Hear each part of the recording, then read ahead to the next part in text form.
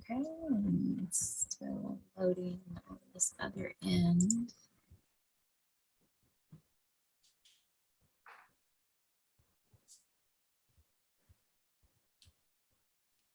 Okay, my part is done. Sarah, I'm going to hand it over to you. Alrighty, so am I a-okay to go ahead and do the intro? Yes, we are live on YouTube and we do have Zoom participants, so have at it. All right, super. Hello, everyone. Thank you for joining us this evening. I'm Sarah Carnes from the Trimble County Public Library, and we're here this evening with a program brought to you by the Kentucky Humanities. We have sort of local author, John Kachuba. He's from Cincinnati, Ohio. He has written numerous books on hauntings, the paranormal, and done investigations of such things all over the US. But this evening, he's going to be joining us, and he's going to be discussing his most recent book, Shapeshifters, A History. We have a copy of this at the Trimble County Public Library, and I'm sure after you hear his talk, you'll want to hurry up and put it on hold because it'll fly off the shelf. So without further ado, I will hand over the screen and microphone to John. Thank you, Sarah. And my thanks to the Trimble County Public Library for inviting me, and also to Kentucky Humanities for their support of not only my program, but of so many other fine programs among the humanities. So as Sarah mentioned, tonight we're going to talk about Shapeshifters, my latest book.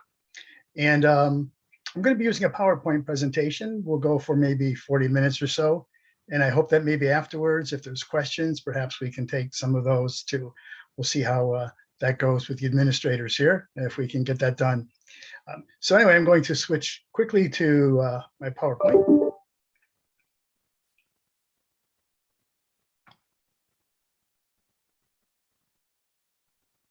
Okay, and hopefully you're seeing that.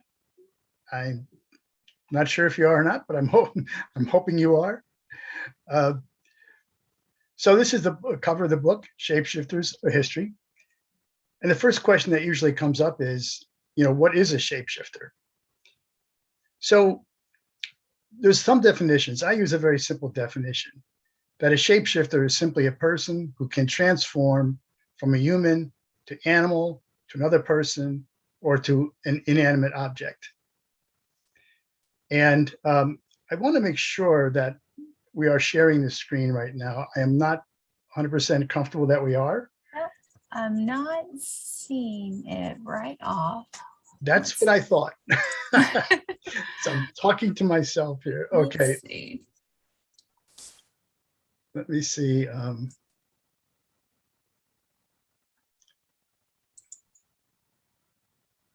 Let me go back to here and see. Let's try this. Sorry, folks. There we go. I think we've got it now, right? Yes. Okay, so let me just make sure we get it properly set up here. Okay, we'll go through this. We didn't lose too much. This is all we lost, one slide. So as I was saying, what is a shapeshifter?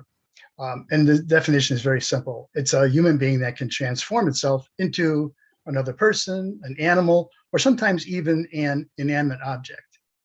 Now, what I'm going to do tonight is I want to talk about shapeshifters in a couple of different ways.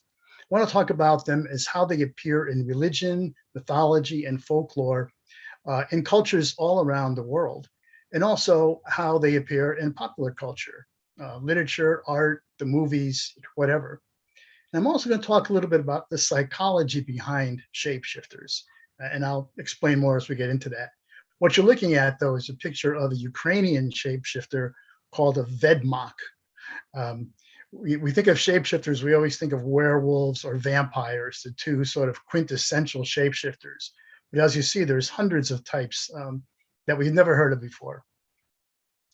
So when we talk about religion, one of the earliest drawings or illustrations of a shapeshifter is this cave drawing that you see here. You see this sketch of it. And this was found in a cave in France, and it dates back from the Neolithic period. And what you're looking at is supposedly a deer. But if you look at it very closely, you'll notice the feet and well, let's say all 4 feet are not really feet at all. It looks like the top ones are hands and the bottom are sort of human feet. But the important distinction here is that unlike deers, true deers who have hooves, you'll notice that this thing has toes and fingers. So what's that about? If you look at the face, you'll see the 2 eyes are dead on, dead center as human eyes are, rather than placed to the sides as is more common with deer and other animals. So what anthropologists believe is that this is a depiction of a shaman who is transforming himself from a shaman, from a human being, into a deer. And what they believe is that this was probably what they call hunter magic, hunter ritual magic, in which a shaman would gather the hunters of a tribe, a prehistoric tribe, and with the help of his drawings on the cave walls, as well as maybe chanting and things like that, and probably the addition of natural hallucinogenics from the environment, he would convince the hunters that they had transformed themselves into deer or whatever the prey animal was at the time. And so think about it. If you are a deer or believe you are a deer, you probably can do the things necessary to get you close to a deer herd, right? And you can easily take the deer. You can hunt it that way. So this is one of the earliest sort of religious beliefs of shapeshifters. Now, did these hunters really change into something else? Probably not. But they believe they did. And you'll find that that's a very common theme in shapeshifter culture and shapeshifter lore. Another example of that, which is not necessarily religious, comes from some of the Icelandic countries, where back in the 11th and 10th century, there were tribes of warriors, warrior clans. There was a bear clan and a wolf clan. And if you'll notice, these 2 warriors in these pictures are wearing the hides, the pelts of those particular animals, right? So these warriors would take on the persona of bears and wolves when they were in battle. And again, like the shamans that we just talked about, they would do it through the ingestion, again, of natural hallucinogenics. Anthropologists have found remains of mushrooms, and I can never think of the right, I want to say amaranthus, I'm not exactly sure the name, but naturally hallucinogenic mushrooms. They have found those remains among prehistoric encampments of these people. So what would happen is these warriors would ingest this natural hallucinogen, and they would believe that they were bears or wolves. They were taking on that persona. And when they were in battle, they were ferocious. They could not be stopped. In fact, they went berserk, which is where our name berserk comes from. They were actually called berserkers, an Icelandic word. And what it means basically is sort of going crazy. So when we say somebody's going berserk, we're talking about them acting like these warriors. They were so bad and they were so out of control that after a while, the kings in these areas who were using these warriors as literally shock troops had to restrain them and had to outlaw them, because it got to the point where once they were in their trance state, they would kill anything before them, whether it was friend or foe, it didn't matter. So they were uncontrollable, absolutely uncontrollable, and had to be put down. Did they really shift into bears and wolves? Again, no, not that we know of, but they certainly believed that they had. So let's talk about a little more some of the actual sort of religious representations. In ancient Egypt, we see different models of different gods and goddesses. And these are called therianthropic forms, which means that they are sort of half human and half animal. But they don't shapeshift per se. In other words, they don't go from being fully human to fully animal. They are always, in these guises, they are always half animal, half human. So you see that Anubis on the left with the head of a jackal, Hathor in the middle, and she has the ears of a cow. And then Towerwet on the right is interesting. She has a human female torso, but the head of a hippopotamus and the sort of hindquarters and tail of an alligator, a crocodile, I should say. So again, a kind of a mixed thing. The interesting thing is, though, that the Egyptians believed that their gods and goddesses took these forms. And when you see these kinds of statues or representations made of stone or wood or whatever, they believe that the god would come and reside in those vessels. So that God would literally be present in the statue of Anubis, the statue of Hathor, the statue of Teramet. But again, this is early. They're therianthropic. They're not quite shape-shifting, but they are half and half.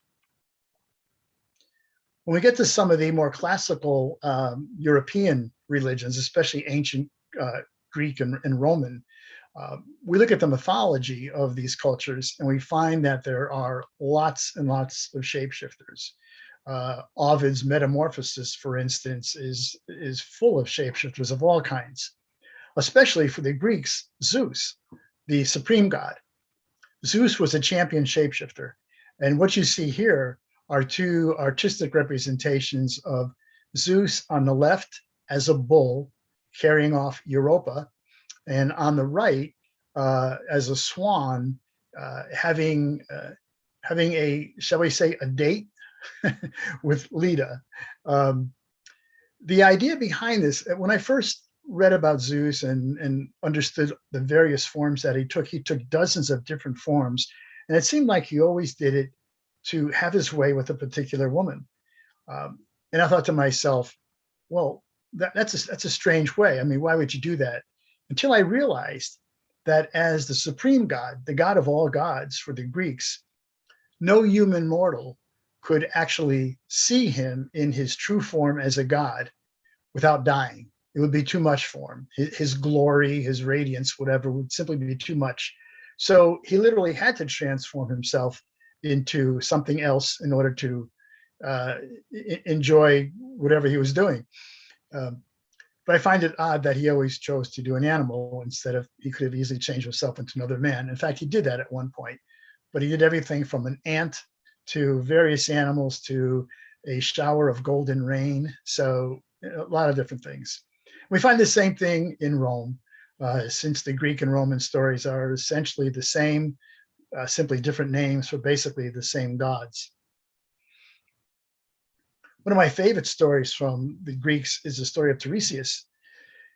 Tiresias was a man who was out one day just walking around, and he encountered two snakes who were in the process of making baby snakes.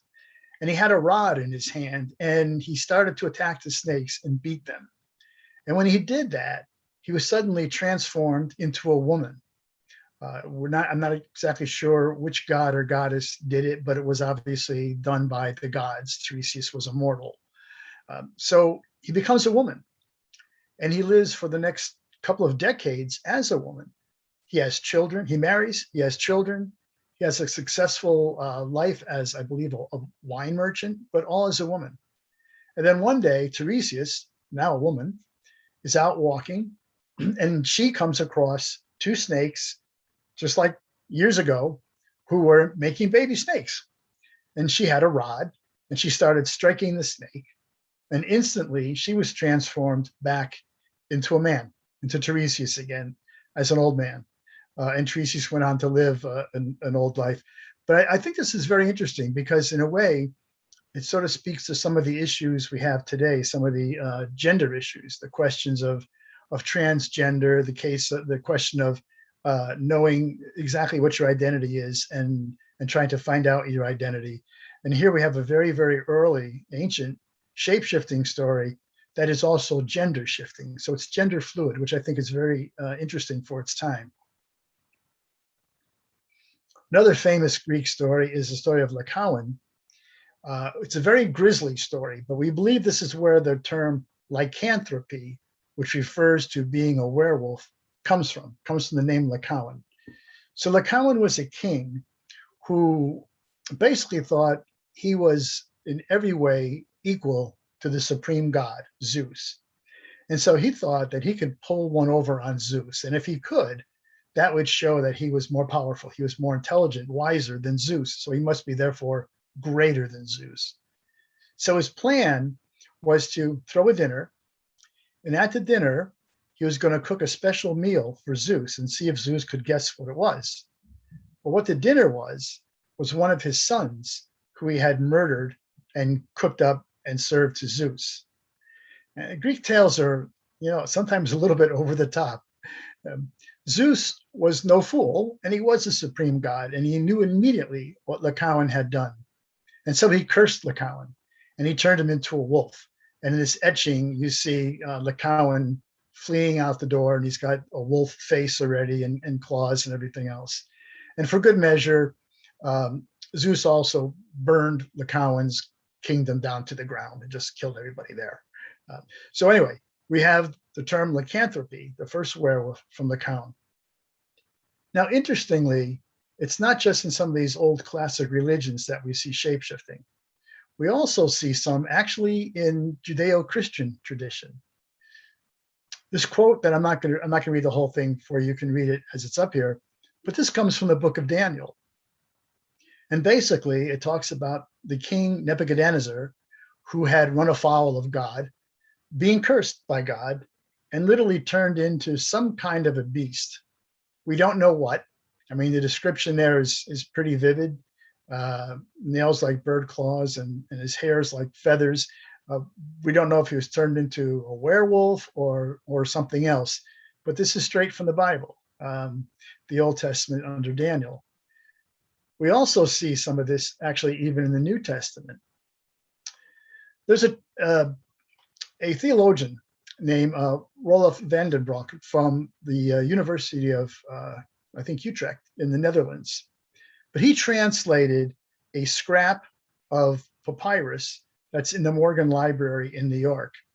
And it was written in Coptic, which is an ancient language from Northern Africa, primarily in Egypt. And the earliest Christians were actually Coptic Christians. So he translated this text. And the way he translated, he says that it's the section of the New Testament where Judas is talking to the people who are going to arrest Jesus in the Garden of Gethsemane. And they say to him, well, how will we recognize him? And, in the Bible, Judas says, well, I'll give him a kiss and you'll know him or whatever. But in this particular text, the theologian says that the people were questioning Judas, how we identify him, because they wouldn't be able to recognize him. And the reason is, as it says here, because his appearance changes. Sometimes he's ruddy, meaning sort of white or red.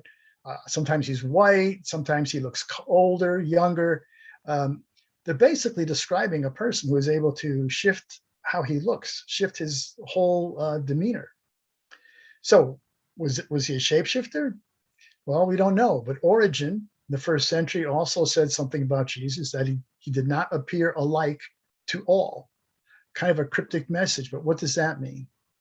So if you look at some of the other examples in the New Testament, are these shape-shifting examples?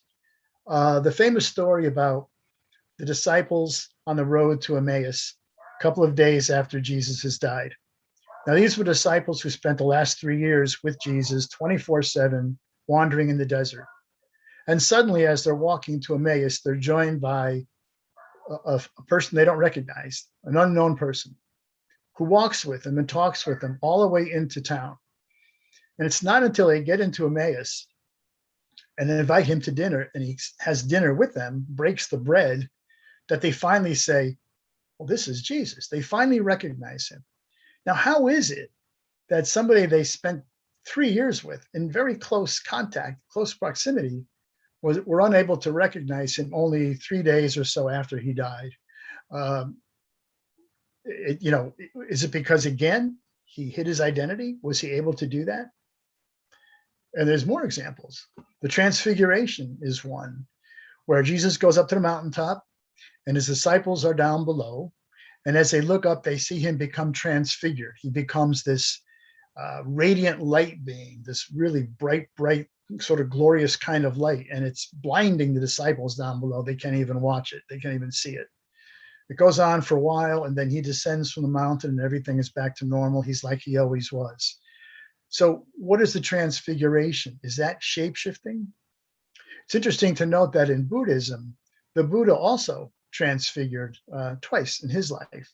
And I believe there was a Hindu Swami back, I think in the 19th century, that also went through a similar kind of transfiguration. So are these folks literally changing their physical appearance or what?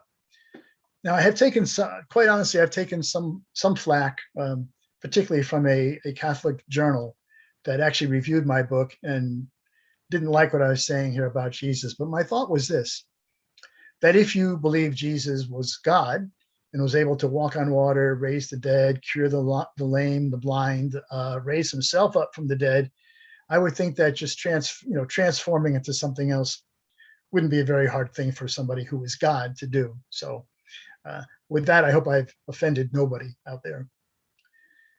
So I mentioned Hinduism, and we also have in Hinduism the avatars of Vishnu, each one of which appears at a different age and time. And they're not, I wouldn't say they're particularly shapeshifters in that once they're in that particular form, it's not that they're changing a shape or changing into something else, but they are various avatars, which is in a sense a different characterization or a different character of that one person, Vishnu in this case. Okay, so let's get off religion a little bit and look at where we see the shapeshifter in folklore. So I mentioned before the werewolf as being sort of the quintessential shapeshifter. And what you see on the left is good old Lon Chaney as the Wolfman, the original movie Wolfman, probably from, I think 1940s, somewhere, I'm not exactly sure. Then the center and right, you see depictions, more modern depictions of what we think about werewolves. We have tend to make them, in popular culture anyway, more violent, I think, but also more intelligent, interesting creatures. But let's go on to the werewolf here a little bit. There are accounts in modern history of werewolves and werewolf attacks. And for this book, Shapeshifters, I went to several different countries to do research. I was in Portugal, I was in Spain, I was in Belarus, Ukraine, Romania. I'm sure I'm forgetting some other countries, but I was in 7 different countries just to do research. Oh, France, right here. And in France in the 1760s, there was a series of killings to some of the small villages in southern France. And over the period of about a year or two, as many as 100 people were killed. And it was believed that they were killed by some large canine-like beast. Nobody was certain what that was. Some people were saying it was some kind of a jackal or hyena, which do not occur naturally in France. Some said it may have been a lion. Again, an animal that does not occur naturally in France. Others said just some kind of a large wolf. Well, the killings went on for about 2 years, and the villagers were terrified. The king, one of the Louis, I forgot which one it was exactly those days, but he sent out the royal huntsman to try to track this animal down, and they had no luck doing it. Finally, a local hunter, a man named Jean Chastel, tracked the creature and shot it and killed it. When he did, he wrote in his diary that there was something unusual about the body of this animal. He described it as canine, very large canine. But he also said, if you remember that picture of the shapeshifter, he said that the paws of this animal had sort of a human, they resembled humans in that they seemed to be almost like toes and fingers. Again, something, you don't see in a wolf. They don't have hooves, but they also don't have toes and fingers. And he remarked also on the face, just like you saw in that drawing, that again, there was something human about the face. Unfortunately, the body of the wolf or whatever it was never preserved. So we don't have it. It would have been wonderful to actually have it stuffed somewhere where you can look at it. But people believed that it was a werewolf. And even today, there's a small museum in one of the villages there in Sog, the village of Sog. And you can go in there and read all about the Beast of Gévaudan, as it was called, and you'll see an interesting diorama. But even some of the people that are still in these villages, the descendants of the people from the 18th century, are saying that, yeah, we think it was a werewolf. So there's another werewolf account, which was pretty interesting, in Uttar Pradesh, a state in India. And this dates from 1996. So this is pretty recent. There was a New York Times article that described what happened. And over the course of that year, 33 children from villages in Uttar Pradesh went missing. And some were found, and they were found horribly killed. Nobody knew exactly what was going on. But some people started saying that they had seen, again, sort of a wolf-like creature. The New York Times reporter who broke the story to the US interviewed a young girl who was about 10 years old, I guess. And she said that she saw her little brother, who was maybe 5, carried off by, she called it a man wolf. She called it a man wolf. And she said that this man wolf took her little brother, threw him over his shoulder, and ran off on 2 hind legs with her brother, who was never seen again. Now, that's an amazing description. Man, wolf, wolf, man, but something running on its 2 hind legs like that. Also, picking up a child and throwing it over its shoulders. You know, I don't know any wolf, pure wolf, that can do that. So hysteria broke out there, and villagers started accusing each other of witchcraft and becoming shapeshifters and sorcery and all kinds of horrible things. There were lynch mobs. I think as many as 12 people were hanged by these mobs as, being witches or sorcerers that were killing these children. Of course, none of that was true. But the killing simply stopped after a while. And nobody to this day knows exactly who was responsible or what was responsible. But the New York Times article, as it was interviewing people, one person said, well, the state would like us to say that it was a wolf, but we know better. It was a man wolf. So you have that. The vampire is probably the second most popular shapeshifter. But interestingly enough, the vampire as a shapeshifter is a fairly new phenomena.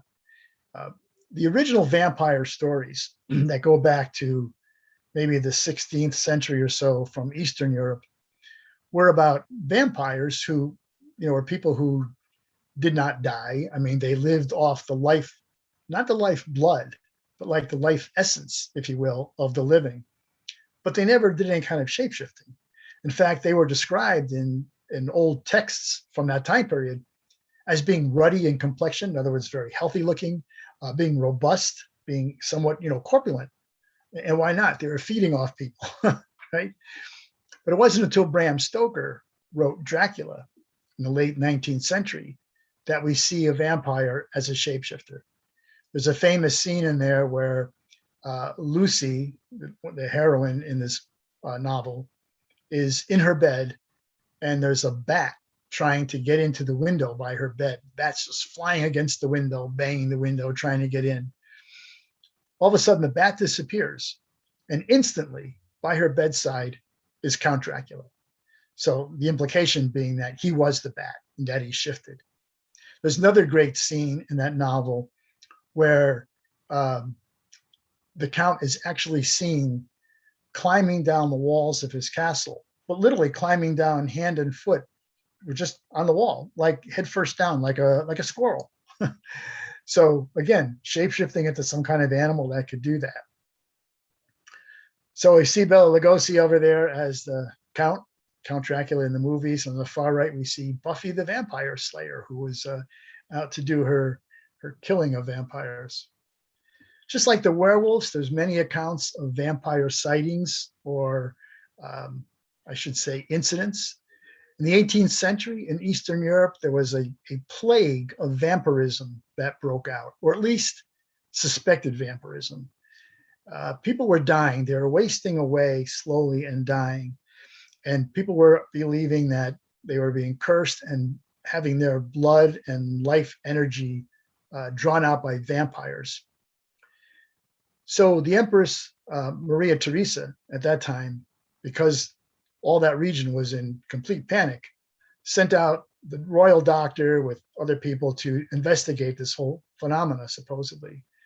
And surprisingly, for that time, they didn't fall into the superstition. They found no evidence of any kind of vampirism.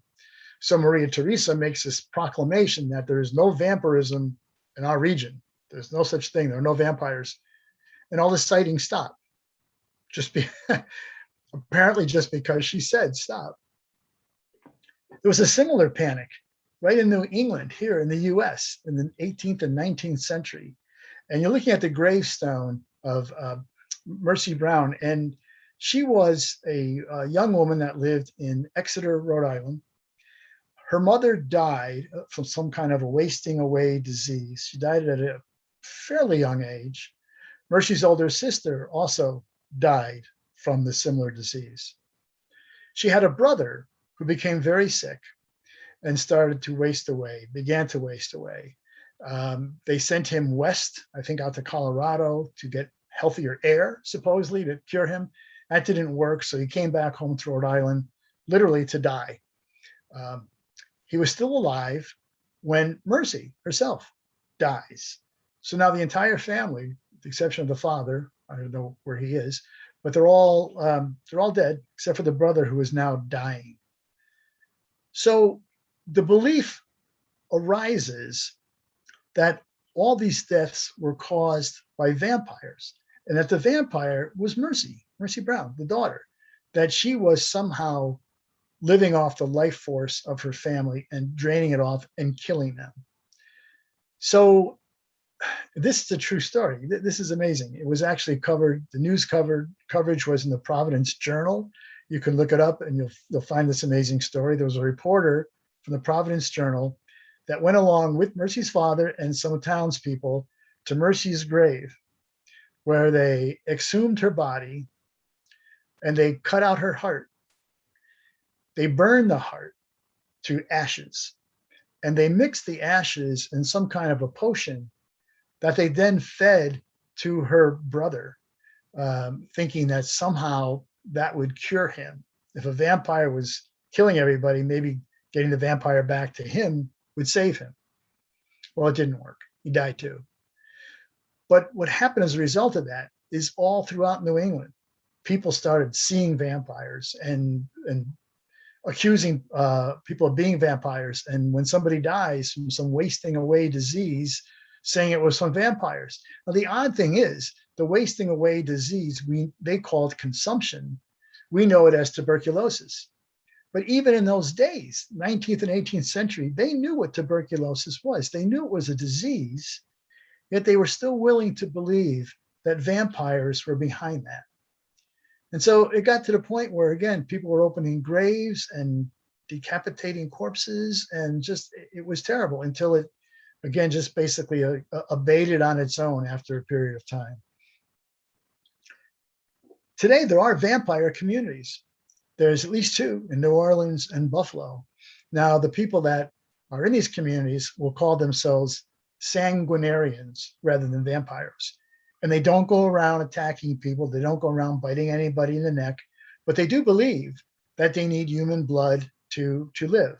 Now, that's not the only thing, but they do ingest human blood. But the way they do this is under very hygienic situations, not unlike donating blood at a blood lab. In fact, they have people who volunteer to act as, what would I say, their suppliers in a sense, and donate their blood to these sanguinarians. They sign a contract that say, they're clean, they have no disease or anything else like that, and they go ahead and they do this. So it's pretty amazing that that's around.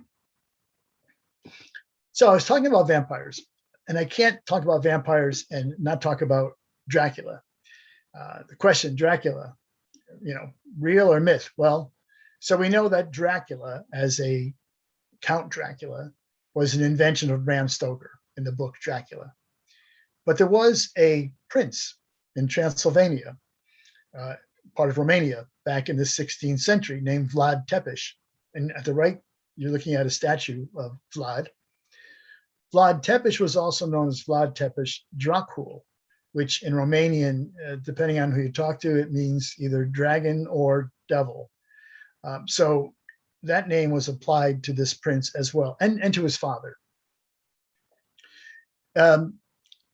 He was a ruthless prince, medieval prince, and killed a lot of people. Anybody who crossed his path, or any political enemies, or people who were invading Transylvania, such as the Turks, the Mongols, whoever, he would defend his kingdom against those people and would treat prisoners ruthlessly. His preferred method of execution was to impale somebody on a spike, on a stake, maybe 10 feet tall. I will just let it go. You can imagine how that was probably done. I don't need to go into the details. But at one point, he impaled 10,000 Turkish soldiers who he had captured in warfare. And he lined them up along the road leading to his main stronghold. So when the advancing Turkish army came and saw 10,000 of their fellow soldiers impaled along the road up to this stronghold, they retreated. They said, today's probably not a good day to do this. Let's try some other time. So he was pretty strong. Because of his ruthlessness, I suppose, legends grew up around him. And one of the legends was that he may have been a vampire, that he may have killed people and drank their blood to live and all this. So I was in Romania, I was in Transylvania. You're looking at a postage stamp in the middle there from Romania. They have a series of Dracula postage stamps with different scenes. And on the left, you're seeing the very first Dracula movie. It was a silent movie, but it was not Dracula. He was called Count Orloff, but it was exactly the Dracula story. And if you ever get to see that, maybe the library has it. It's a wonderful little film to watch. But so I was in Romania tracking down Vlad in these Dracula sites. One place I went to was the monastery where Dracula, Vlad Tepes Dracul, is supposedly buried. And I say supposedly because you'll see the grave. It's that sort of horizontal gray patch there in front of where I'm standing. It's in a little tiny chapel on a very small island in Snagov, Romania. And it's in the middle of a lake. There's a long pedestrian bridge to take you out to that site. So I went there to check this out. The interesting thing was that some anthropologists opened that grave back in the 1930s. And it's supposed to be Vlad Tepes Dracul's grave, who some people say was a vampire. And when they opened the grave, they found it empty. There wasn't anything in there. So the question is he a vampire? If he was a vampire, he left his grave, and where did he go? So people in Romania are different minds about Vlad. Some consider him just a national hero. Others consider him something less than that, and maybe even something diabolical, again, giving rise to vampire stories. So if we look at contemporary shapeshifters, are there such a thing as shapeshifters? Well, there's a man in England named David Icke who believes that among us are what he calls alien reptilian shapeshifters. Now you see a drawing there. It's simply an artist's conception of what an alien reptilian shapeshifter might look like. But Icke says that way back when our planet was very young and the people running around were basically sort of proto-humans, not even Neanderthal, but maybe part ape or whatever, that some aliens came from a particular star cluster. And he's got a name for it. I forgot what it was. But these aliens were shapeshifters. They were able to shapeshift from a reptilian form into something else. And according to him, they mated with these proto-humans that were on the planet, thereby creating a genetic strain of people that were able to shapeshift as reptiles. And he says that they live among us today and that they have sort of made their way to the top in many places. For instance, Queen Elizabeth II, according to Icke, is a shapeshifter, is a reptilian alien shapeshifter. Barack Obama is. I don't know how many world figures, and not even world figures, political figures, but celebrities, athletes, artists, entertainers, you name it. He's got a whole pantheon of people that he says are actually alien reptilian shapeshifters. And he claims over 1 million people get his newsletter about these shapeshifters and that they buy into his, I don't want to call it a theory. It's hardly a theory. They buy into his story, I think is more like it. Now, among some cultures, especially in America, Native American cultures, there's something called a skinwalker. And this is primarily in the Southwest among the Navajo, or the Dene, as they call themselves. Sometimes the Utes have a similar thing. But the Chindi, or the skinwalker, they believe is a shaman who is capable of changing himself into some animal, usually something like a coyote or a wolf, something strong, something pretty powerful.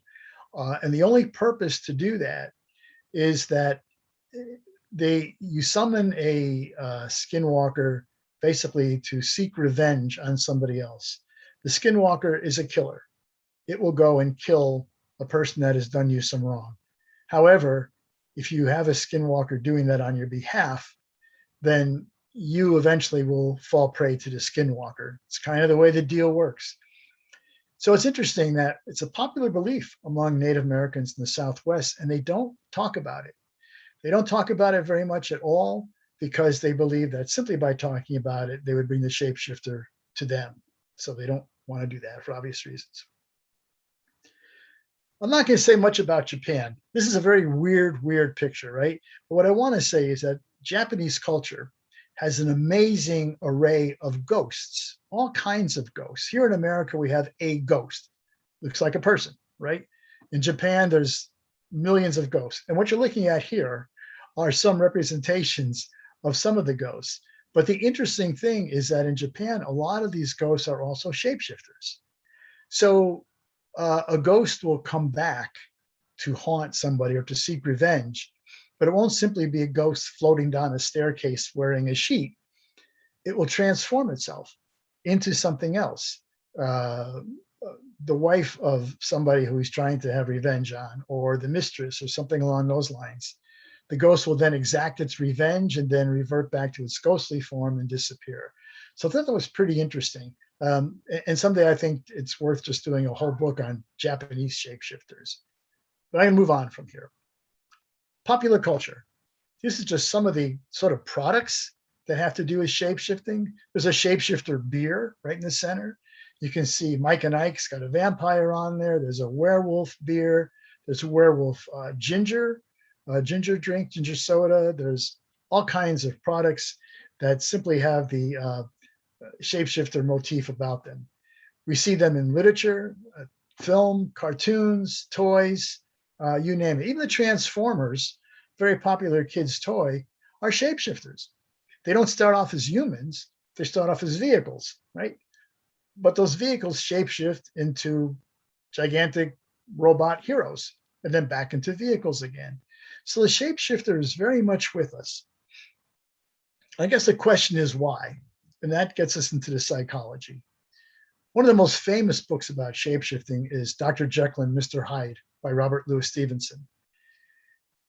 And I'm sure the story is probably well known to you all, but just to summarize it very quickly, Dr. Jekyll was a physician, a man of honor, a man of high morals, high principles, who wanted to do nothing but take care of humanity and do the right thing as a doctor. However, he also had this sort of hidden desire to experience what it would be like to live on the wild side. In other words, what if he could throw off all the bonds that sort of held him in place as an upstanding member of society? What if he could throw off his religious creed, his sense of morality, the laws of England, the laws he lived with? What if he could just throw all those off and just totally ignore them, be done with it? What would he do? What would he be like? Well, he experiments with a potion. and he finds out what it's like. He finds out that he can transform into a guy named Mr. Hyde, who is horrible. Mr. Hyde he's an ugly, misshapen person, but he's also a horrible, horrible person. He ends up murdering an old man on the street. Jekyll finds Hyde coming out more and more, and he can't control it. So finally realizing how wrong he was in even going down this path, Jekyll commits suicide. So this way, killing Mr. Hyde as well. So this is sort of the psychology of the shapeshifter that I want to talk about a little bit, which is that when you ask why a shapeshifter, why do we like shapeshifters? Why are they so popular? I think it's because they do a couple things for us. First of all, they offer us a mask or a refuge. If you read a book about shapeshifters or you watch a shapeshifter movie, if you can sort of get into that character, you can sort of see where you can hide behind that character or be safe behind that character. It also offers a personal transformation. Shapeshifters are not necessarily evil. Most of the ones that we hear about are, because that makes for good stories, right? But if you look at shapeshifter lore, there are a lot of shapeshifters that actually do good things. They're not necessarily evil. There's shapeshifting fairies in Italy that do good things for people. They bring them riches, bring them wealth, good luck, all that kind of thing. So I think shapeshifters also are stand-ins for our own personal transformation. That's what they can offer us. In doing that, you get new perspectives, perhaps, maybe new knowledge, new ways of looking at the world. On the wrong side, they're also an excuse for bad behavior, right? They're our animal side. An example of that is interesting. It goes back to 18th century England, when the masquerade, which came from Italy, became very popular in England. And so men and women, which was odd to mix company like this, unchaperoned, would get together and have these lavish balls, but they'd all be in masquerade. They'd all be in costume. So nobody would know who was who. And all kinds of bad behavior went on. There's a lot of immoral behavior happened between the men and the women and whatever, because they had the license to do it, because they were no longer who they really were, but now they were behind a mask. They were wearing a costume. They had shapeshifted into something else. And I think this is a great time of year to think about this, since Halloween is only a couple of days away. Why do we dress up at Halloween? Why do we wear costumes? How do we choose the costumes that we wear? What makes us pick a Superman costume as compared to a Dracula costume? Do we want to do good? Do we want to do evil? Are these sort of stand-ins for all that? There's a whole thing called cosplay that some of you may know about. It's basically short for costume play. And these are people who dress and act like some of their favorite characters from novels, from movies. It's like, the Marvel comic group, superheroes, people from Lord of the Rings, whatever. They dress like that. They act like those characters, even to the point that if a character ate nothing but oatmeal, that's all they would eat is oatmeal while they're in character. There's a reason for that. And you'd have to ask each person why they chose that character and what it does for them. So same thing for Halloween. How do you pick your costume? Are you a shapeshifter? I think we all are. And I think when we look at shapeshifter movies, when we read shapeshifter novels, when we do anything like that, I think what we're doing is we are sort of vicariously living out the life of a shapeshifter and vicariously experiencing things that perhaps we shouldn't be doing, or experiencing things that give us new opportunities. But again, sort of under the guise of being somebody else.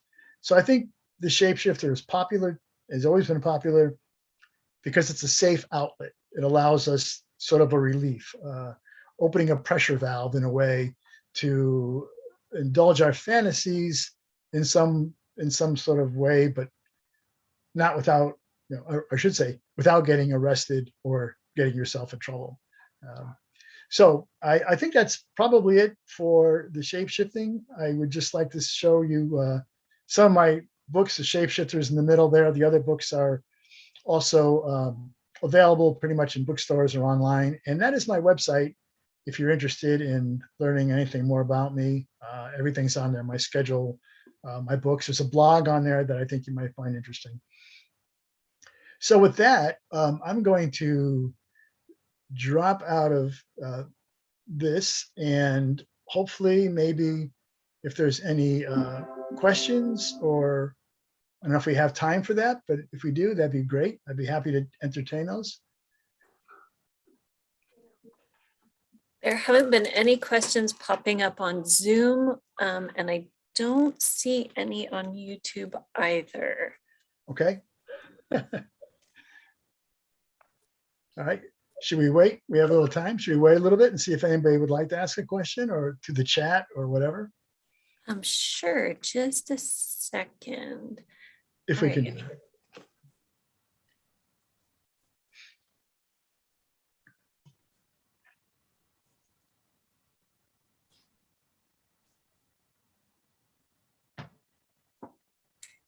Oh, I see a hand up.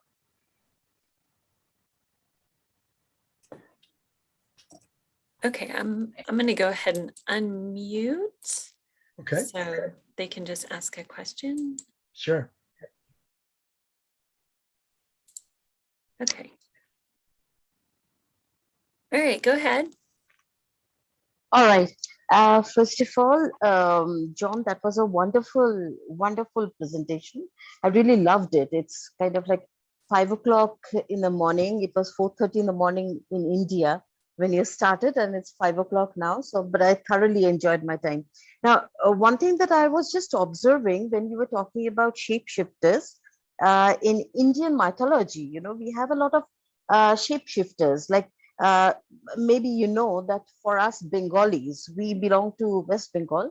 For us Bengalis, the biggest cultural religious event is Durga Puja.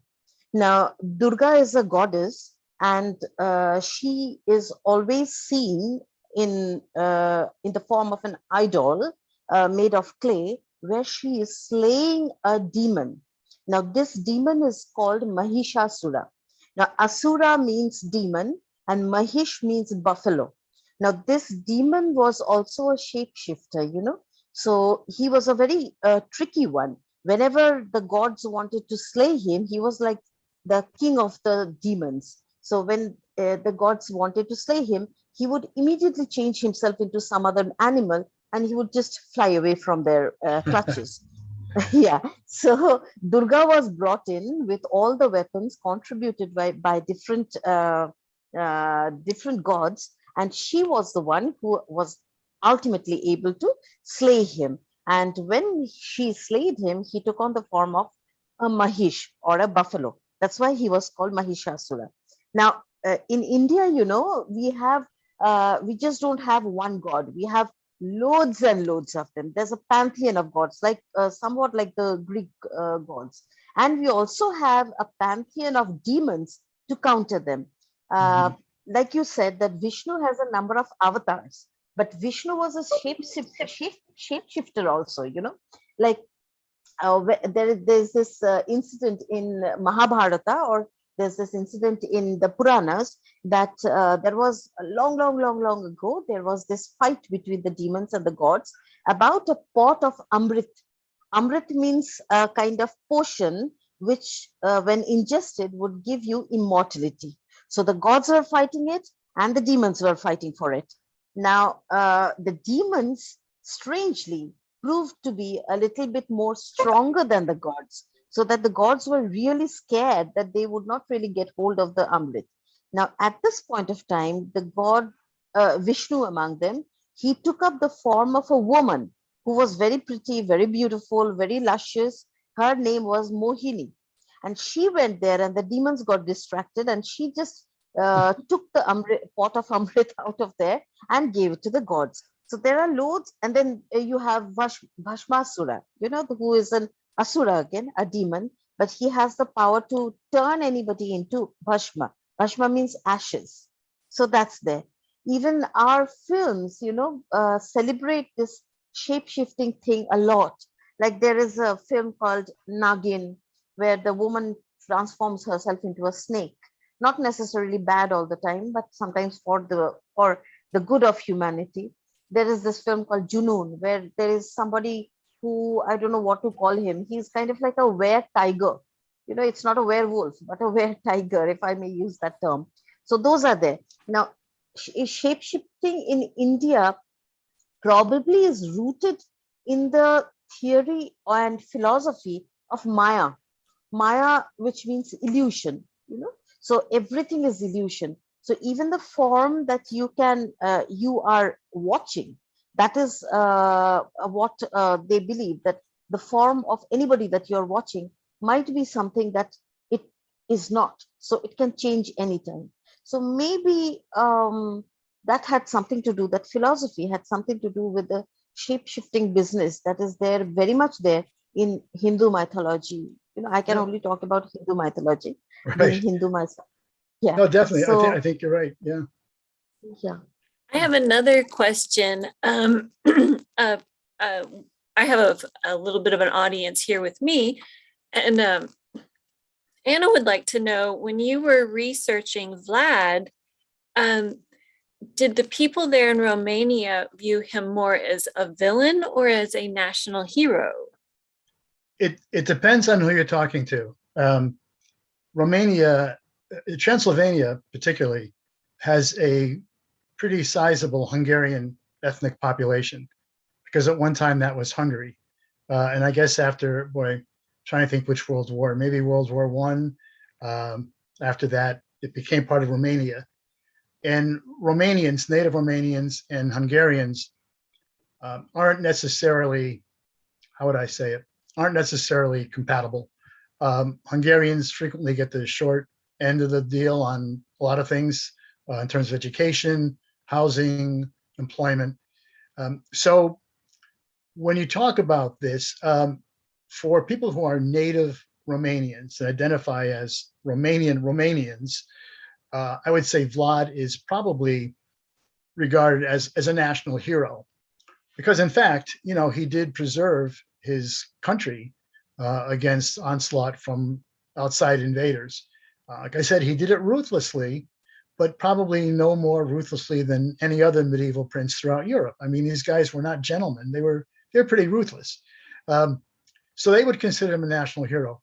The the Hungarian population does not, for the most part, consider him a hero. In fact, they don't. They have pretty negative feelings about him, because not only did he protect his country from outside invasions, but he sort of had a nationalism that excluded other ethnic groups, and these people, were living there all this time, but they were Hungarian, so they were excluded a lot from certain benefits, like they are even today. So it's two different viewpoints. It depends on who you're talking to, but that's a good question, though. And John, it looks like we have another couple questions in the chat. Betsy asks, have you been able to travel to many different areas and research? And then she also had a comment about Satan appearing as a snake in the Genesis story to Adam and Eve. So it's kind of a two-part question there. Yeah. Well, the first part is yes. I mentioned earlier that for Shapeshifters, I was in 7 different countries in Europe and Eastern Europe too, which is I was in Romania, I was in Ukraine, and Belarus. Nobody goes to Belarus. No, nobody, believe me. But so those countries, I've also traveled pretty extensively throughout Southeast Asia, Cambodia, Vietnam, Singapore, Sri Lanka, the Philippines, Indonesia, and have done some work there too. So yeah, I mean, I really like to get out to the locations if I can, to talk to people that are there, get their stories, see what there is to see. The second part, the serpent, Satan and the serpent, it's a good point. And Satan, or the devil, throughout a lot of the Old Testament and New Testament, appears in various forms, doesn't he? So yes, definitely a shapeshifter. I would say there's no question about it.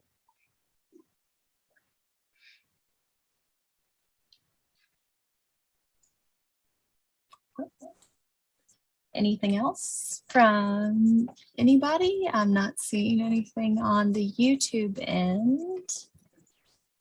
I don't see any more in Zoom, so I think we've gotten all of the questions. Right. I'm going to go ahead and turn my camera on. So everybody can see our lovely faces. Okay. All right. Well, thank you so much, John. That was absolutely fantastic. Thank you, Sarah. I encourage everyone to stop by. We have, again, I'll hold it up so you can see it. We have John's book. And if you're interested in nonfiction dealing with shapeshifters, it's a very popular sort of subject right now in nonfiction. We have the whole Patricia Briggs series that has skinwalkers, which is something that John talked about. So stop by the library, check out his book, and can check out others. Again, thank you to the Kentucky Humanities for sponsoring this event.